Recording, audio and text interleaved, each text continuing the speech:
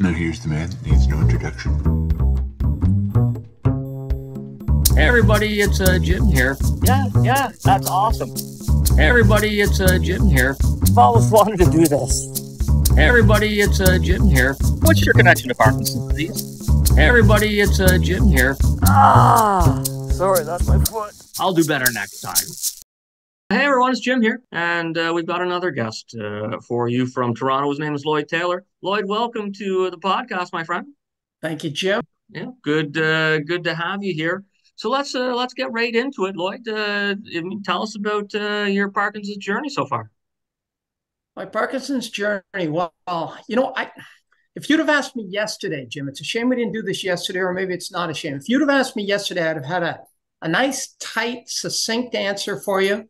But I had a call today with some former work colleagues, and it was the first time I had revealed the diagnosis to them. And it was kind of a reminder that the journey's not linear. You know, you think you're moving from sort of A to B and you're progressing in different ways. And then something happens that sort of throws you back. You know, I sort of casually mention the diagnosis to people all the time now. I feel like I've completely come to terms with it. And then I'm on this call this morning. These are some meaningful people to me. They don't know. And I begin to tell them. And, you know, it sort of throws me right back to the beginning of the journey. All of a sudden, I'm kind of overwhelmed with emotions. I'm struggling to find my words. I ended up cutting the call short because I just couldn't handle it. And I thought, I got off and I sat there and I thought, you know, how did that happen? That's not where I thought I was on the journey. But so it's a reminder that the answer to your question is not easy, but I can try and give you the short version anyway. I'd say my journey starts like many I've heard, right? It starts with a twitch in a pinky finger, followed by a misdiagnosis, then an accurate diagnosis, some crying, some grief, despair, fear. It all starts out tough. It wears you out, right? In the beginning, it's all about loss.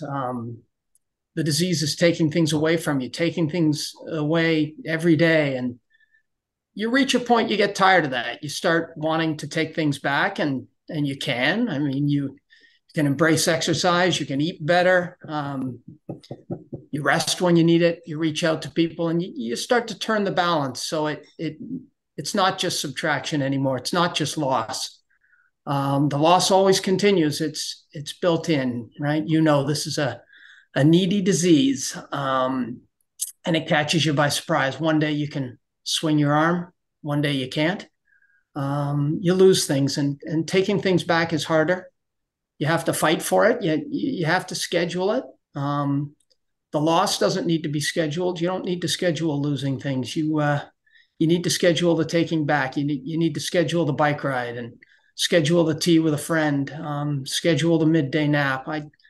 I'd say the first part of my journey was definitely about loss. The second part is about taking back, and I'm still in that second part. I'm still in the taking back phase because it never stops. But I also think that there's kind of a third part which I'm starting to get to.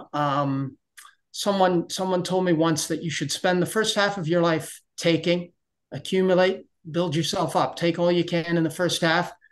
And spend the second half giving back. And I think Parkinson's is my chance to give back. I think it's the third part of my journey. It's where I'm at now, and I'm looking for ways to give back. So I don't know if that was a short description of my journey, but that's my journey. I mean, that's pretty cool. Hey, did you ever feel that you were going to be the guy to beat Parkinson's?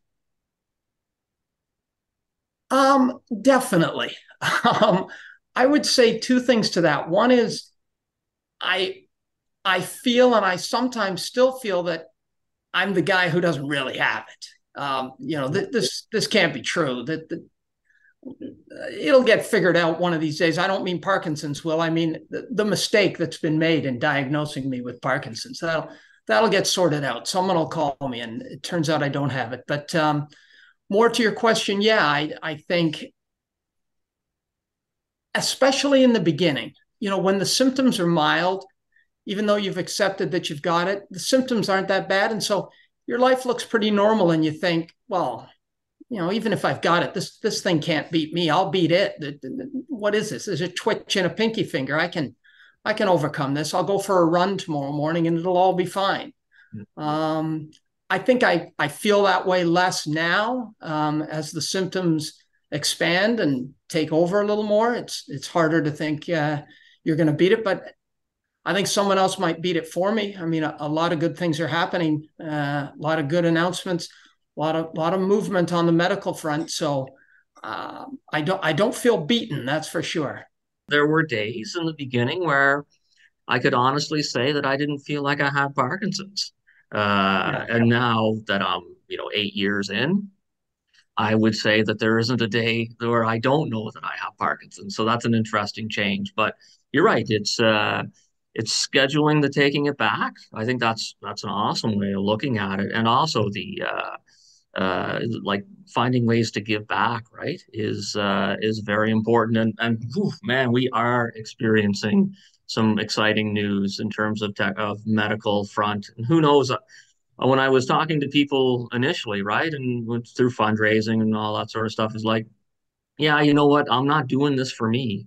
I'm doing it so that like the next generation maybe doesn't have to put up with Parkinson. You say you're not doing it for you, and I know that's genuine when you say that, but it all kind of blurs because it's the old adage: the more you give, the more you get, right? So I find I'll say, well, I'm gonna go out and I'm gonna do this thing today to raise awareness or whatever it might be for Parkinson's, and I'm not doing it for me. And yet I get so much out of it that at the end of the day, I think, boy, I'm so glad I did that. That helped me a lot, even though maybe I wasn't the goal. That tends to be the way it works. Yeah, totally. Hey, I know for everyone listening, Lloyd just took a sip out of a mug, and for those of you on visual, well, then you saw that he took a sip. What? Tell me about PDT, my friend. PDT. Well, I'm glad you asked. What can I tell you about PDT? So I'm part of a project called PDT. So that's PD as in Parkinson's disease and TEA as in the drink. So that's why I'm sipping out of a mug. The goal of PDT is to apply the natural benefits of tea to the symptoms of Parkinson's. We tend to think levodopa has been around a long time, and it certainly has, but tea's been helping people for thousands of years. So there's a lot to dig in there, and I won't give you a 1,000-year history today, but maybe I can give you a quick history of PDT because it starts with a guy whose name you might recognize, a guy named Steve, who is a friend who has Parkinson's, of course, and he was cycling in South America. I met up with him as he got back from his trip, and Steve's a pretty handsome guy, but on this day, he looked terrific. And my wife was with me. She had the same reaction. So we asked him if he was doing anything new in his routine, and he told us about a tea that he'd been drinking on the trip that he discovered in Argentina that he felt was helping his symptoms. And he felt so strongly about that he packed his suitcase full of the stuff and brought it back. And being a kind-hearted guy, he shared some of that tea with me and some others. And I found a similar result. I find the tea helping my symptoms. And, it made me wonder. I started researching what's this tea made from. It's made from a difficult to pronounce leaf, so I won't try pronouncing it. Call it IP for short. Interesting thing is there's been a lot of medical studies conducted on this leaf, and there is an established reverse correlation between the leaf and PD rates, by which I mean in countries where drinks are made from this leaf and are consumed in big quantities, rates of Parkinson's are lower. We know Parkinson results from the loss of dopamine-producing brain cells, and this tea leaf naturally promotes dopamine production in the brain and protects dopamine neurons. So, that's got to be interesting for someone with Parkinson's. It's organic, it's an antioxidant, it's an anti-inflammatory, and it has an interesting stimulant effect. It has something called matine as opposed to caffeine. Caffeine tends to give you a bit of a spike, right? It boosts your energy quickly, but then there's a sharp drop off and a crash. Matine's a much smoother profile. So you get that boost, but it lasts a lot longer and you don't get the crash. So you're getting a boost to energy, clarity, mood. and it doesn't interfere with sleep and it doesn't cause caffeine jitters. So I could go on and on about this tea, and obviously that's not what we're here to talk about today, but I get excited when we talk about it.